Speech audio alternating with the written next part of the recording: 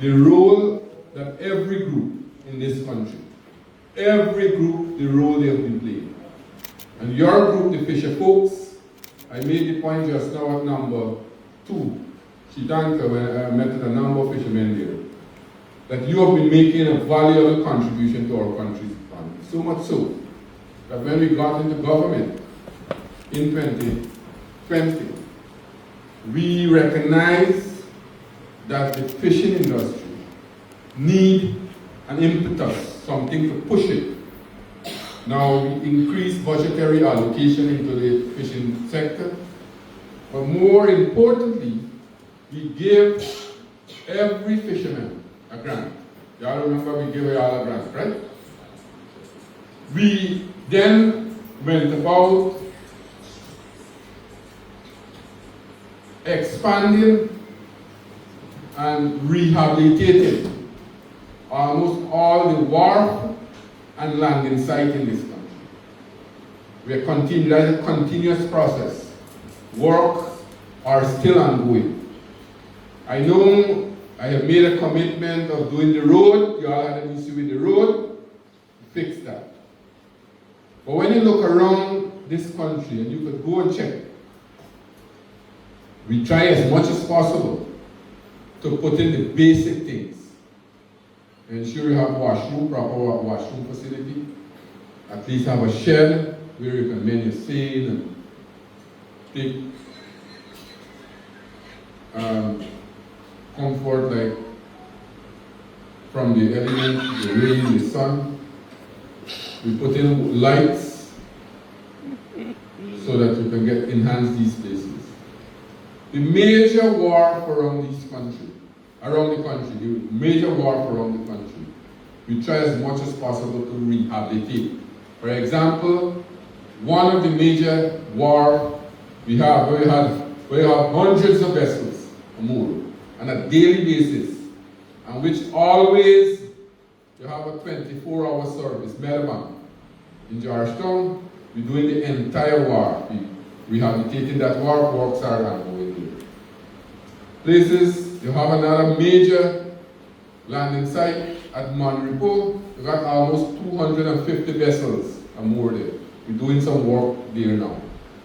Rosignol, and those are major work. Rosignol, the Edwards, the Three-Door area there. We did a new building for the fisher folks on the Corentyne number 79. We have commissioned that building today. I am now building a new wharf for the fishermen at number 43, because we have some vessels mooring there.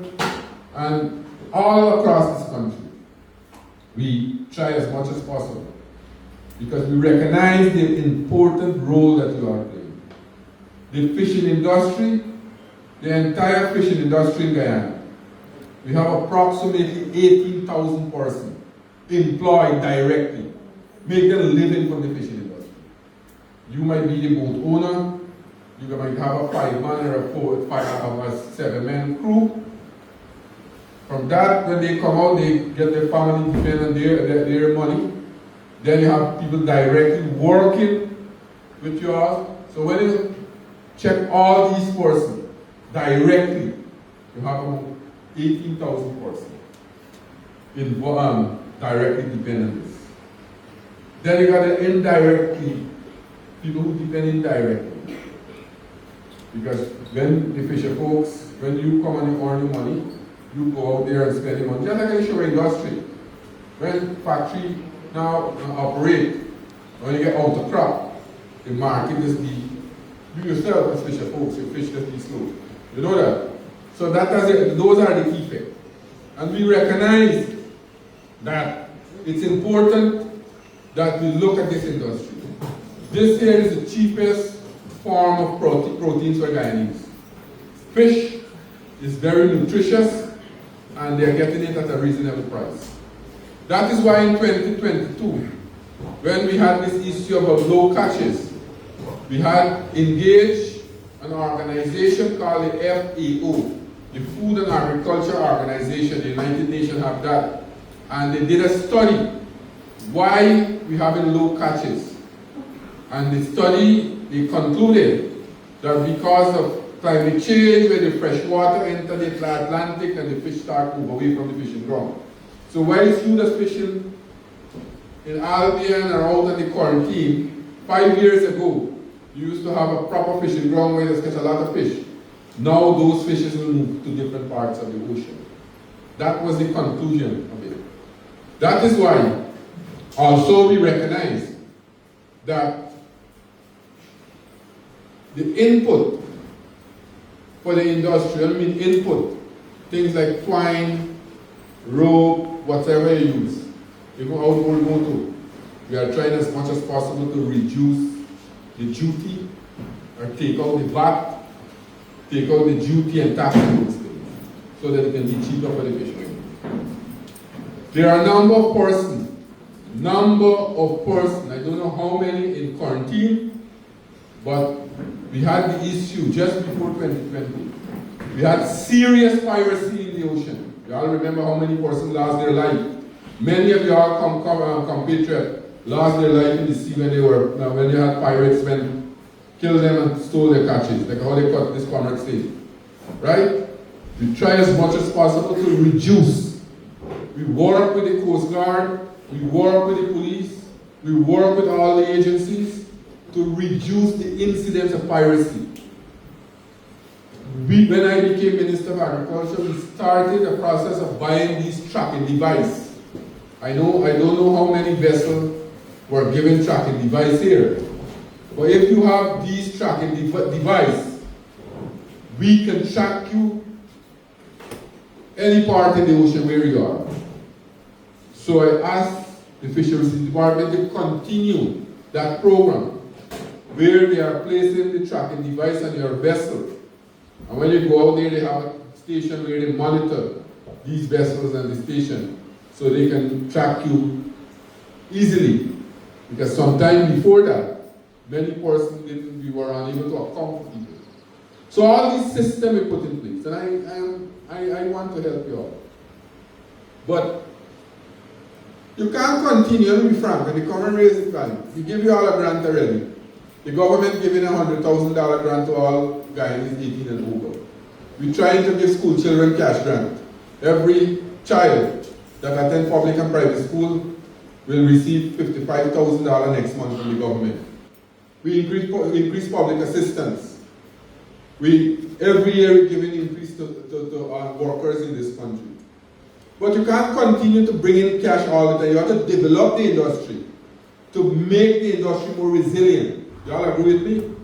I gotta come back here 2 years from now and you say you need a cash grant again.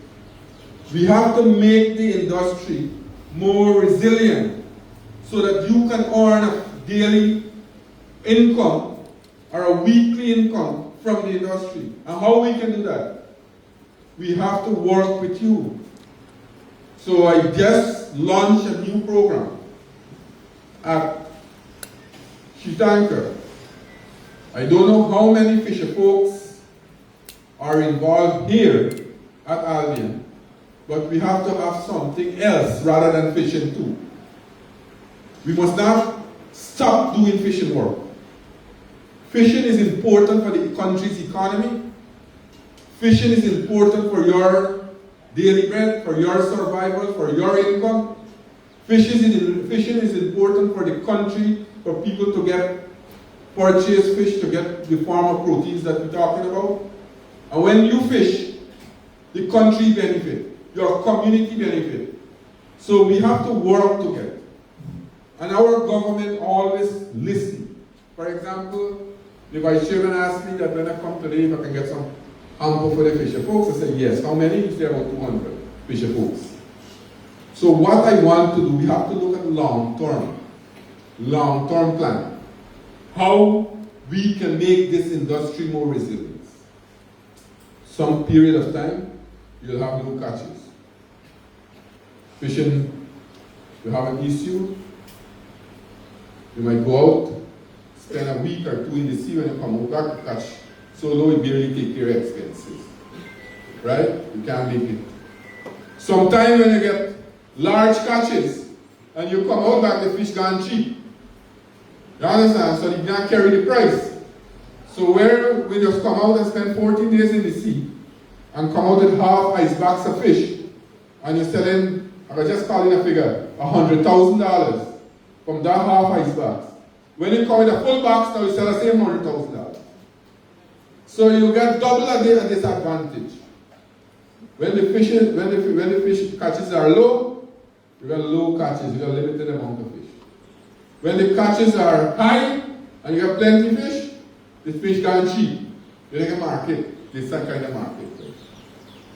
So what I'm working with the Ministry of Agriculture, we are looking to see some long-term market for y'all. It's work in progress, where we can get a standard price. Because let me tell you all something. You as the fisher folks, you are the person who risking your life, going out there, risking your life, brave all the elements, the sun, the rain, the rough sea, everything. And when you come back, you not make the money. You get a chicken feed, if you call it like that. The middlemen making the money. The people who buy the fish for you are cheap, and they go out there and sell it. They making the money. So I'm working to establish some place where the fishermen themselves can sell the fish directly to the people who are exporting this fish. So they have to pass through no middlemen that you sell it for 50 cents. And that man, when he sell it for $1.50. He making $1 more than you. What you selling? We're working on that. But in the meantime, I want there are a number of fisher folks here. So the Comrade raised an issue that I made a commitment that we will do some work for them in 2 weeks' time. Yes, indeed, because the machine, I bought a new machine for the here. It's at my pony doing some work. As soon as it's complete, it'll come. But I want the fishery sector. I will instruct the chief fishery officer who's here to place you all in group. I don't know how many persons are in group here. You have 200 persons. We'll exclude those persons who already have these shrimp ponds. Right? We'll work with them to develop their own holdings. But the remaining set of persons, we'll put them in a group. And what we'll do with them, we'll work with them to develop their ponds. We'll work, I just asked the fishery officer to come up with some plans to see the lands that are available, and this will happen immediately. So if we have 50 persons or 25 persons in a group, we develop a plot for you. The brackish water shrimp will start to be the second income for you. So when I come back here this next time, you don't tell me that things so bad. Yes, and I want to implore you, don't leave the fishing industry. This activity that I will start will be a next activity to bring in income, to add to your income now. You all agree with me? You all want that to happen? So let us work together to get that happen.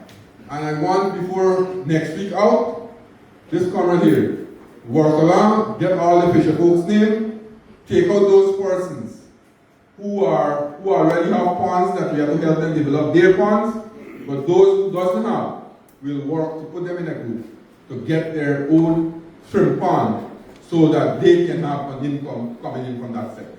Right?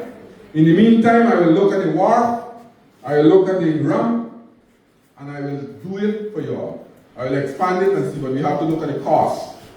So I will send our engineer to look at it. Where's Nicholas? And the fisher folks, you all work along, get an estimate for me, see what we can do, and we'll do the work for you all. Right?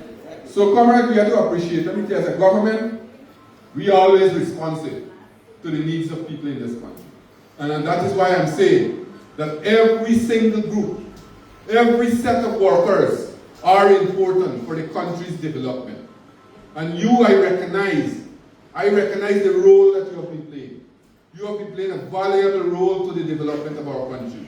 As I said, you have been braving the elements, the sun, the rain, risking your life going out into the rough sea to bring in catches, to bring in fish to the economy. And we recognize that. That is why I will work with you to ensure that you have a second income so that you can subsidize your major income that you're bringing in, so that you will not have that issue in the long term. Let us work together. That's the philosophy of our government, this PPP civic government. Work with you, bring in opportunities. Let me tell you, when we give school children cash grants, your job or your extent lessen, because you can use that $55,000 to take care of the expenses of your child or children going to school. When the government give that. When the government give you a $100,000 cash grant, that is not the end of the world. You heard the Vice President already spoke when he talked at Albion. So more will come. So these are income directly transfer, cash transfer, to make you get more disposable income, so you can get more money in your pocket. Deliberately. We had a period in this country from 2015 to 2020 where the entire country's economy was in a state of depression. Right here in Bordeaux, 2 sugar estates was closed. 2 sugar estates were closed. Thousands of persons were placed on the breadline. Rosal and Skeldon. And if we had that same government in power today, Albion would have closed too. We reopened back Rosal. We employ almost 2,000 persons back at Rosal. We have another 300 employed at Skeldon. We start back cane cultivation at Skeldon. And that's the way we're trying to bring back the economy to strength. The major sector. And when you look at the contribution to our economy, fishing and the fishing sector play a very important role. That is why we want to work with you. We want to develop the sector. We want to bring more opportunities to you. And that is why we'll work into it. That's the philosophy, that's the vision of this PPP civic government. Let's work together. Let's make it happen. And you are the person who have to work with us to form that partnership. And I think that we can alleviate the problem that you are faced with. All the issues that you are facing in the fishing industry, as I said, we'll work with you all. We'll develop these landing sites. We'll make the input available. And we will try as much as possible to enhance your position so that your life and your children's life can become better. Thank you very much.